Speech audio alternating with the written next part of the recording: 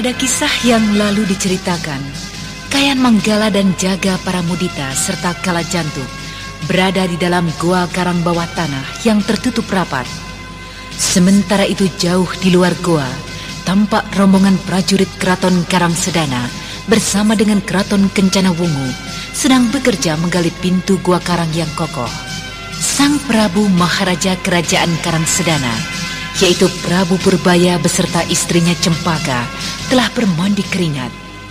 Begitu juga Panglima Galung Wesi yang memimpin prajurit Keraton Kencana Wungu. Namun mereka terus bekerja tanpa kena lelah.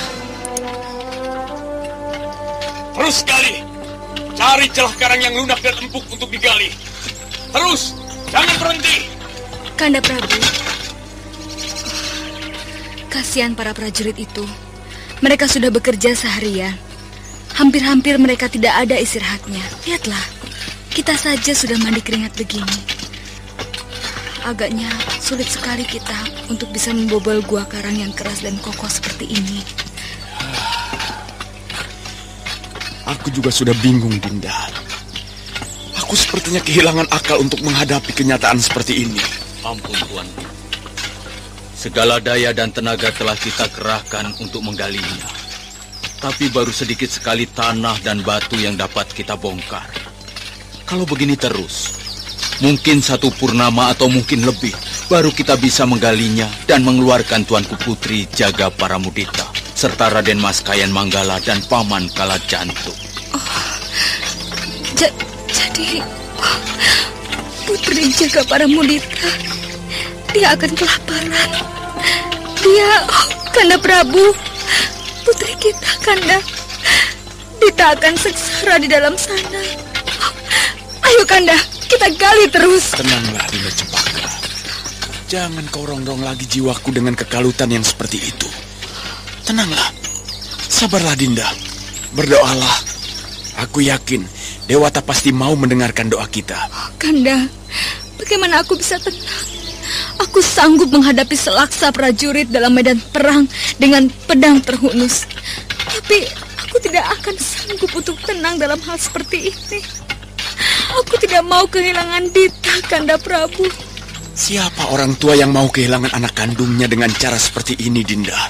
Siapa? Wah. Sudahlah, Dinda Cempaka. Kau tenanglah sedikit.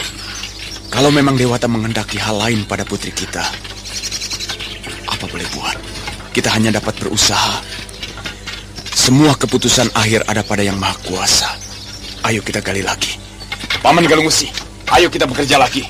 Ampun, Tuanku. Hamba ada usul. Bagaimana kalau kita bongkar dengan menggunakan ilmu kesaktian? Hamba rasa batu-batu karang yang keras ini akan bisa kita hancurkan. Iya, Kanda Prabu. Sebaiknya kita hancurkan batu-batu penutup ini dengan ilmu kesaktian. Kurasa apa yang dikatakan Paman Galung Wesi itu benar. Prabu Purbaya menarik nafas berat. Ditatapnya batu padas yang menyatu dengan tanah di depannya itu. Lalu ia menatap Cempaka permaisurinya. Kemudian beralih pada Galung Wesi. Sekali lagi Prabu Purbaya menarik nafas. Dinda Cempaka dan Paman Galung Wesi, aku rasa meratakan dan merontokkan batu-batu ini bisa saja kita lakukan. Tapi apakah Paman tidak memikirkan resikonya? Aku takut kalau semua yang kita kerjakan dengan kekerasan, dengan cara paksa seperti itu, batu-batu itu akan hancur berantakan. Dan bukan tidak mungkin, malah menjadi kubur untuk putri dan orang-orang yang ada di dalamnya. Dan bukankah itu sebuah bencana yang kita buat sendiri? Ya, mungkin disinilah letaknya kebesaran Dewata. Dia menguji kesabaran kita. Dia ingin membuktikan jiwa kita yang sesungguhnya dalam menghadapi musibah. Usul Paman tidak salah. Tapi aku tidak bisa melakukannya. Sudahlah, Dinda Cempaka.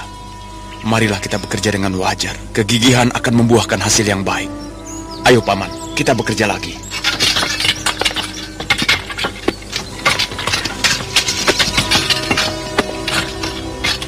Mendengar penuturan Prabu Purbaya, Galung Wesi terdiam. Cempaka juga tidak bersuara. Ia hanya menatap suaminya dengan mata berbinar sedih. Dan ada air bening mengambang di kelopak matanya, kemudian jatuh berderai ke tanah. Perempuan perkasa dari Karangsedana itu segera mengambil pacul dari salah seorang prajurit di dekatnya, Lalu ia pun ikut menggali. Prabu Purbaya menahan duka di dalam dadanya, menyaksikan perbuatan istrinya yang tercinta. Tak ada suara, semuanya bekerja dengan tekun dan hati-hati. Bunyi pacul yang beradu dengan tanah dan batu membuat irama tersendiri. Sementara itu, matahari semakin menggelincir ke barat.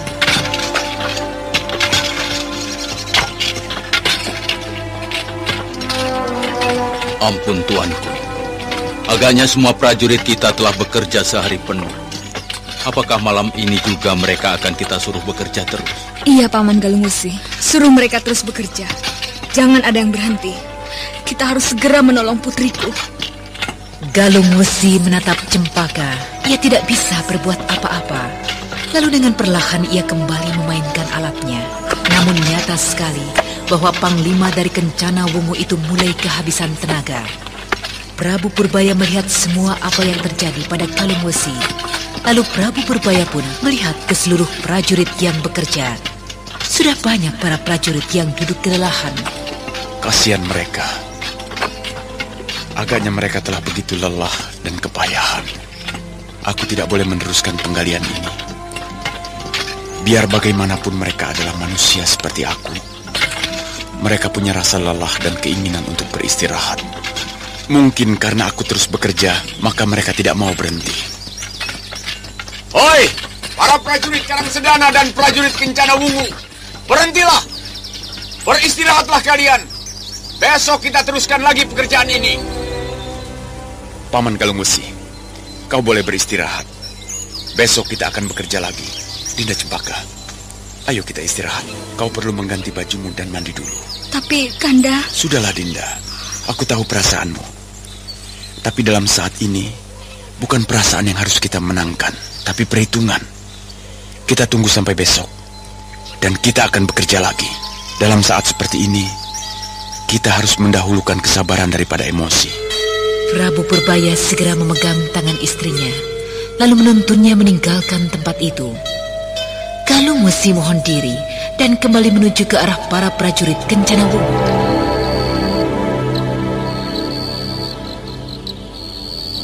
Dinda Cempaka, sudahlah, jangan terlalu banyak merenung. Tidak baik kau larutkan dukamu.